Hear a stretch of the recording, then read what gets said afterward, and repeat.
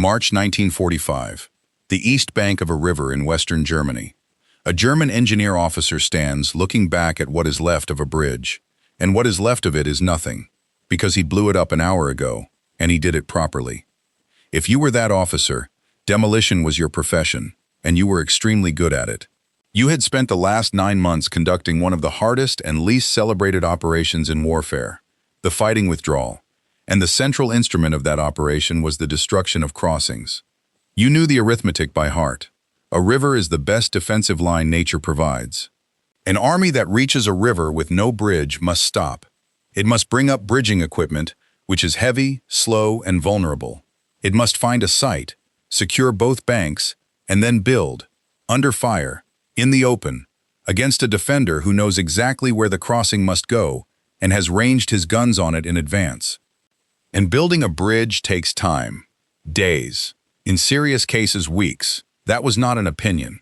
That was engineering. So every bridge you destroyed bought your army a pause, and in the situation Germany was in by 1945, pauses were the only currency left. Time to dig in on the next line. Time to bring up what few reserves existed. Time for the front to reform behind the water. You had blown hundreds of them. Road bridges, rail bridges, small stone crossings over streams. It was methodical, professional work, and it was the correct answer to the problem in front of you. And then, over and over across that last year, something happened that made a mockery of the whole calculation. The Americans crossed anyway, fast, often the same day. Not with pontoons dragged laboriously into place over a week. Not with a temporary infantry footbridge that could carry men but not vehicles. They put in bridges, real bridges, capable of taking trucks, guns, and in some cases tanks, in a matter of hours.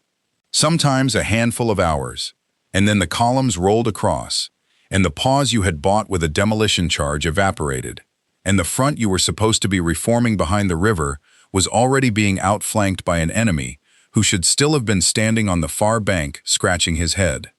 The conclusion a German officer reached, watching this, was that the Americans must be throwing extraordinary quantities of men and equipment at the problem, brute force, applied without regard for cost, in the way the Americans applied brute force to everything. He was partly right and mostly wrong, and the part he was wrong about is the part that mattered. Because here is the figure, and it is the kind of number that should be taught in every engineering school. In the final campaign in Germany, American and Allied engineers built bridging in quantities that are difficult to comprehend. Miles of it, hundreds of bridges, across every river between France and the Elbe. In some places, they threw multiple crossings over the same river simultaneously, in different spots, so that the loss of any one would not stop the advance. And the crucial thing is not the quantity, it is the speed. And the speed did not come from throwing more men at the water. It came from the fact that the Americans were not building bridges at all. They were assembling them, from a kit, out of identical, interchangeable, standardized parts made by factories thousands of miles away, carried on trucks, and put together by ordinary soldiers who did not need to be engineers in any real sense, because all the engineering had been done years earlier by somebody else, in an office, and frozen into the shape of the parts. This is not a story about bridges. This is a forensic audit of what happens when one army treats every river as a unique engineering problem to be solved by skilled men on the spot, and the other treats every river in the world as the same problem, already solved, waiting only to be unpacked. Part 1. The German Calculus. We have to start, as always, by taking the Germans seriously, because German military engineering was superb, and the men who did it were among the best in the world. The German pioneer, the combat engineers, were an elite. They were the men who breached fortifications, cleared minefields, laid demolitions, and built crossings, and they did all of it under fire, and they were very, very good at it. In the opening years of the war, German assault engineering was ahead of anybody else's, and the speed with which German forces crossed rivers in 1940 is one of the reasons that campaign went the way it did. So the German problem, once again, is not competence. It is what the competence was built on. German bridging, like German everything, was a craft tradition. It rested on the expertise of highly trained specialists who could assess a site, calculate loads, adapt available materials, and produce a solution suited to that specific river at that specific point. The German engineer was a problem solver of great skill, and his bridging equipment was designed to be used intelligently by a man who understood what he was doing. That is a perfectly respectable way to build bridges. It is, in fact, how bridges had been built by armies for 2,000 years. The Romans did it. Napoleon's engineers did it. It works. And it has three properties that matter enormously in the specific conditions of 1944 and 45. First, it is slow, because a bespoke solution has to be worked out on site by men making judgments. Second, it depends on the specialist. If your bridging capability lives in the skill of a trained engineer officer, then your bridging capability dies when he does. And by 1944, German specialists of every kind were dying faster than they could be replaced, exactly as we saw with the officer corps, the fighter pilots, and the tank crews. And third, it needs materials. And material is exactly what Germany did not have. Bridging is steel and timber and heavy transport. And by the last year of the war, Germany was short of all three. Steel was rationed to weapons. Trucks were scarce and had no fuel. Timber and labor were being consumed by the reconstruction of bombed cities. So the German engineer arrived at the last phase of the war, carrying an excellent tradition, thinning expertise, and almost nothing to build with, which is precisely why demolition became the German answer. If you cannot build faster than the enemy, then you must slow him down. And the beauty of demolition, from a German point of view, was that it was cheap. A bridge that took a year to build could be destroyed with a modest quantity of explosive and a few men.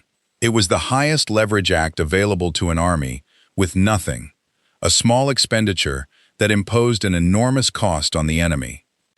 That is the logic of the fighting withdrawal, and it is sound, and it was the correct choice given what Germany had left. But it rested on an assumption, and the assumption was inherited from every previous war in history, and it was about to stop being true. The assumption was that destroying a bridge imposes a large, reliable delay. That assumption is the whole German calculus, and it had been correct for the entire history of warfare up to that moment. Destroy the crossing, gain days. The enemy must stop, reconnoiter, bring up specialist equipment, and construct, and while he does, you dig.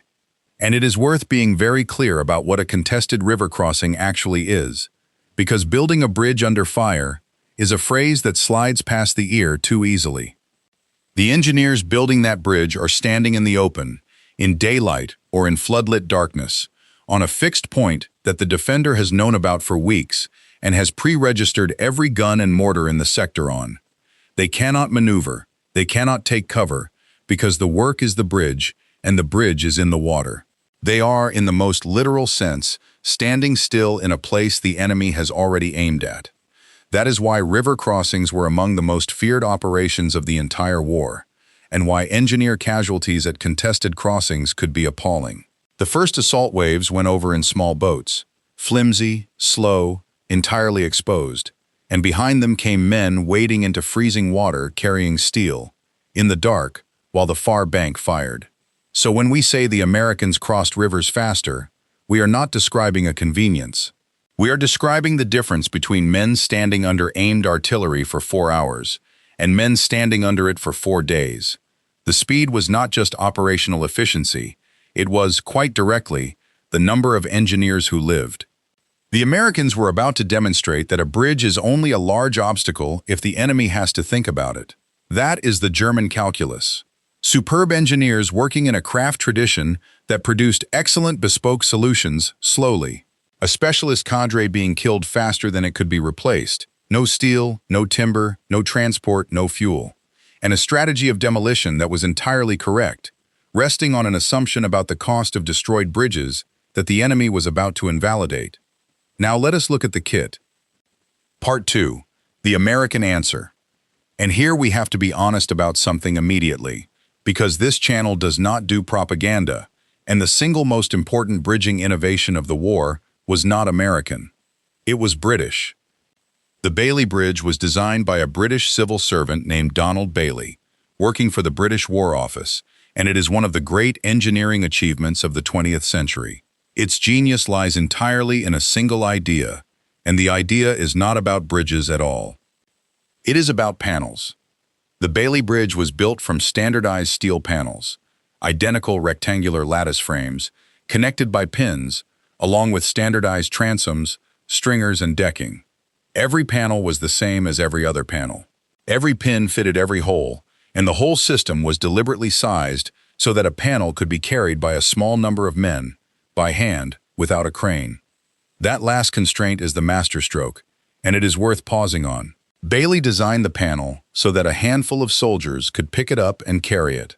Not lift it with machinery, carry it, which means the bridge could be built anywhere a truck could get to. No crane, no heavy plant, no prepared site. And because the panels were identical and could be bolted together in different configurations, single, double, triple, stacked in layers, the same kit could produce a light bridge for infantry or a heavy one capable of carrying a tank simply by using more panels. One inventory, one set of spare parts, any span, any load from the same box. Now, why is this in a series about the American War? Because of what happened next, and because it is the perfect illustration of the difference between having a good idea and being able to use one. The Americans adopted the Bailey, manufactured it in enormous quantity, and married it to their own bridging systems and their own logistics, and they used it, along with their treadway pontoon bridges and their heavy pontoon equipment, at a scale that transformed the Bailey from a clever design into a strategic capability. This is a pattern we have seen before in this series. The Germans designed the standard fuel can, and the Americans built 21 million of them. The British invented the panel bridge, and the American industrial system turned it into a river-crossing machine that ran from Normandy to the Elbe without stopping. The idea is one thing. The ability to produce the idea by the mile, and put it on trucks, and get it to every river simultaneously, is another thing entirely, and it is the thing that decides wars. And notice what the panel actually is, philosophically, because it is the same object we have met in every single episode of this channel. It is an interchangeable part. It is the Jeep's part number, stamped into a steel lattice. It is the Sherman bolt that fits every Sherman. It is the single American fuel specification that goes into any engine. It is the interchangeable rifle component made by a company that had never seen a rifle. It is the same idea, the American idea, though in this case the British got there first, that a complex object should be built out of identical simple units that anybody can assemble. And once you build a bridge that way, three things follow automatically. The first is speed. You are not solving a problem. You are executing a procedure. There is no calculation on the riverbank, no bespoke design, no waiting for the expert to work out the loads. The kit has a manual. The manual says how many panels for what span and what load. You look it up, you unload the trucks, and you build. The second is that you no longer need engineers. Not in the deep sense. You need a competent officer who can read a table and a body of ordinary soldiers who can carry panels and drive pins. The skill has been moved out of the man on the riverbank and into the design of the parts, exactly as the American Army moved the fire control mathematics out of the artillery observer and into a room full of charts. And the third follows from the second, and it is the one that mattered most. It scales. Because if bridging no longer requires irreplaceable specialists, you can do it everywhere at once. You can throw crossings over the same river at 3 different points simultaneously, because you are not rationing a scarce cadre of experts. You are issuing kits to ordinary engineer battalions. And the Americans had their own contributions besides. The treadway bridge, a floating bridge of pneumatic or steel floats carrying 2 steel treadways for vehicle wheels and tracks, could be assembled with extraordinary speed by men who had rehearsed the drill, and American engineers put treadway bridges across major rivers in a matter of hours, where the older methods would have taken a day or more. And that phrase, men who had rehearsed the drill, is doing an enormous amount of work, and it deserves a moment of its own, because the kit is only half the answer. The other half is that American engineer units practiced, relentlessly. They built the same bridge over and over, on training rivers in England and in the rear areas, until the sequence was automatic. Which man carries which panel? Which man drives the pins? What order the launching nose goes together in? How to do all of it at night, in the dark, in silence, without lights, by touch. That is why the bridges went up in hours. Not because the panels were magic, but because 100 men had done this exact thing 40 times before, and could do it half asleep, in freezing water, with shells landing nearby. And that, too, is the same American pattern in yet another domain. Take a difficult task, break it into standardized steps, drill ordinary men on those steps until the difficulty disappears into muscle memory.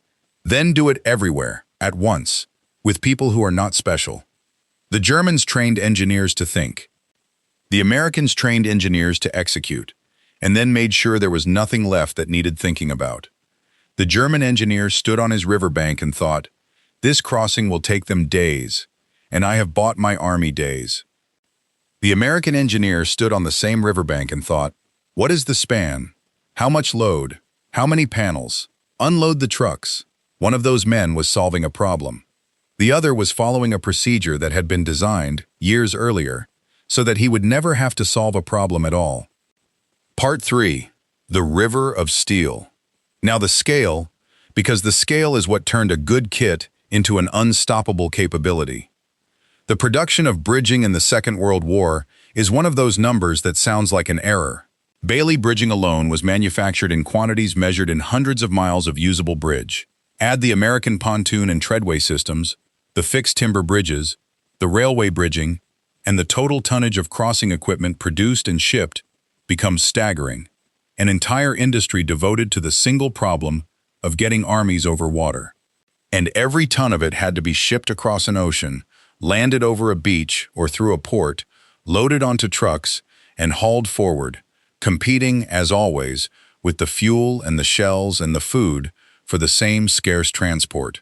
The Americans allocated that transport anyway, because they had run the calculation and concluded that a river crossing that happens today instead of next week is worth more than almost anything else you could put on the truck. That is the same decision as the socks and the plasma and the mail. It is an army that keeps asking, what is the actual bottleneck, and what will it cost to remove it, and then paying. And here is the strategic consequence, which is the real subject of this episode. The Germans were fighting a delaying campaign whose entire theory rested on imposing time costs. Blow the bridge, gain a week. Blow the next one, gain another. Trade space for time, and use the time to reconstitute. The American bridging system did not merely reduce that delay, it very nearly eliminated it as a factor. If a demolished bridge costs the enemy 4 hours instead of 4 days, then demolition has stopped being a strategy and become a nuisance. The entire German theory of the fighting withdrawal, the thing they were doing, competently and bravely, all the way back across France and into Germany, was quietly invalidated, not by a weapon, but by a system of steel panels. And the effect compounds, because speed at a river crossing is not just speed at a river crossing. An army that crosses a day early arrives at the next position before the defender has finished digging, which means the next position falls faster, which means the defender arrives at the river after that one even less prepared. The pace of the whole campaign accelerates, and every gain feeds the next, and the German ability to reform a line recedes further and further into a future that never arrives. Now the honest part, because there always is one. The most famous crossing of that campaign was not an engineering triumph at all. It was luck. In March of 1945, at a town called Remagen, American troops arrived at a railway bridge over the Rhine and found, astonishingly, that it was still standing. The German demolition had partially failed. The bridge was damaged, unstable, and under fire, but it was there, and the Americans got across it. Now that was a genuine stroke of fortune, and it has been celebrated ever since.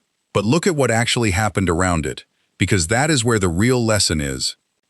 American engineers immediately began working on the damaged bridge to keep it usable, and simultaneously began throwing their own bridges across the river beside it, because they did not depend on the captured bridge. It was a bonus, not a plan. And when the damaged structure finally collapsed some days later, under the strain and the damage, it barely mattered, because by then, there were American bridges across that river that had not been there a week earlier. That is the whole lesson in one incident. The Germans had staked the defense of the Rhine on the destruction of the bridges.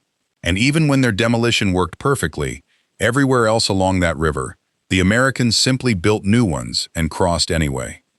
Remagen was luck. The rest of the Rhine was a kit. And it was the kit, not the luck, that broke the last river line in Germany. Part 4. The German realization.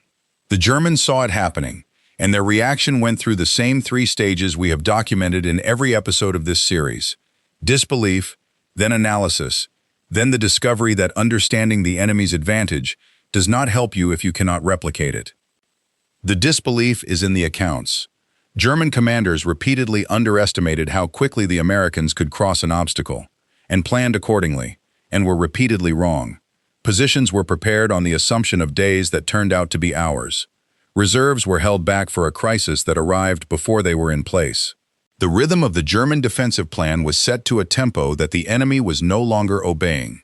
Then came the analysis, and German assessments of Allied engineering were, as usual, accurate and respectful. They understood that the Allies had prefabricated systems. They captured Bailey bridging and examined it. They understood the principle immediately. Of course they did. The principle is not subtle. Standardized interchangeable panels, assembled without specialist skill, in any configuration. And then came the wall, and it is the same wall as always. Understanding a system is not the same as possessing one. To answer the Bailey, Germany would have needed to manufacture enormous quantities of standardized steel panels, which required steel it did not have, factories that were being bombed, and transport that had no fuel. It would have needed to stockpile that bridging forward, near the fronts, which meant more transport it did not have. And it would have needed years, because a prefabricated bridging system is not something you introduce in the middle of a collapse. The Bailey had been designed in 1941, tested, standardized, mass-produced, distributed, and drilled into thousands of soldiers over a period of years. Germany in 1944 could not begin that process, any more than it could begin building 600,000 jeeps or a penicillin industry. So the German engineer was left with the only tool he still had, which was explosive, and he used it magnificently and it did not work. Not because he did it badly, but because the enemy had changed what a destroyed bridge costs. And there is a particular bitterness in that, and it is worth naming because it is the emotional core of this whole episode. The German engineer's entire professional value rested on his expertise, his ability to look at a river and solve it. It was a genuine, hard-won, admirable skill. And the enemy had made that skill irrelevant, not by being more skillful, but by removing the need for skill altogether. The Americans crossing his rivers were not better engineers than he was. Most of them were not really engineers at all. They were ordinary men with a truckload of identical steel panels and a table, telling them how many to use. He was a craftsman, watching a factory arrive. And that image, the craftsman and the factory, is in the end, the entire war in a sentence. If your father, your grandfather, or your uncle served in the combat engineers, building bridges under fire, clearing mines, hauling panels off trucks in the dark on a riverbank while the far side was still contested, I would be grateful to hear his name and his unit in the comments. Engineers do the most dangerous work in the army and get almost none of the credit, because what they build is not a victory, it is the thing that made the victory possible. They are mostly gone now. What remains are the stories their families carry. Those stories belong in the record. Part 5. The Verdict. 1945. The armies meet on the Elbe, and behind them, across a continent, stand thousands of temporary steel bridges holding up the roads that the war moved on. Many of them are still there, in a sense. Bailey bridging remained in civilian use around the world for decades afterwards, in remote places and after floods and earthquakes, because the design was so good and so simple that nobody could improve on it for a very long time. It is one of the few pieces of Second World War engineering that went on quietly saving lives long after the shooting stopped. So here is the verdict. The German engineer was, in every individual respect, the equal of any engineer on the Allied side, and probably the superior of most. He was better trained, more experienced, and operating under conditions of appalling difficulty with almost nothing to work with. And it did not matter, because he was answering the question that armies had always answered: how do I solve this river? While the enemy had arranged never to be asked that question at all. That is the deepest version of the pattern this channel has traced through fuel, and tanks, and rifles, and medicine, and mail. Over and over, the Germans confronted a hard problem and applied brilliance to it. And over, the Americans confronted the same hard problem and applied a system, designed years earlier, frozen into interchangeable parts, and executable by an ordinary man following a table. Brilliance solves a problem once, and requires a brilliant man each time. A system solves the problem in advance, and then requires nobody in particular. And in a war fought across a continent, at 1,000 rivers, by millions of ordinary men, the second approach is not merely more efficient, it is a different order of thing entirely. The German officer standing on the far bank in March of 1945, looking at the wreckage of the bridge he had properly and professionally destroyed, and hearing American engines on the other side already, was not the victim of a superior engineer. He was the victim of a decision made in an office years before he ever saw that river. The decision that no soldier should ever again have to be clever about a river, because the cleverness would be done once, in advance, and stamped into a steel panel that any 4 men could carry. He blew the bridge to buy time. They had already made time impossible to buy. The Germans could afford brilliant engineers. The Americans could afford a bridge in a box. If this forensic audit gave you something to think about, hit the like button. It keeps this channel visible to the people who want the history the way it actually happened. Subscribe if you want the next audit, because there are more of these, more systems, more decisions, more of the invisible, unglamorous machinery that decided who won and who came home. And remember this about the engineers. Nobody makes a film about a man standing waist-deep in a freezing river at 3 in the morning, holding a steel panel in place, while another man drives a pin through it, on a bank that the enemy has ranged with artillery and is about to shell, so that at dawn a column of trucks can drive across water. He was not trying to be a hero. He was trying to get the far side connected to this side, before the sun came up, so that the men who needed to cross could cross. Mostly, they could. They deserve to be remembered by name, by unit, and by every river between the Channel and the Elbe that an army walked over on a bridge that had not existed the day before.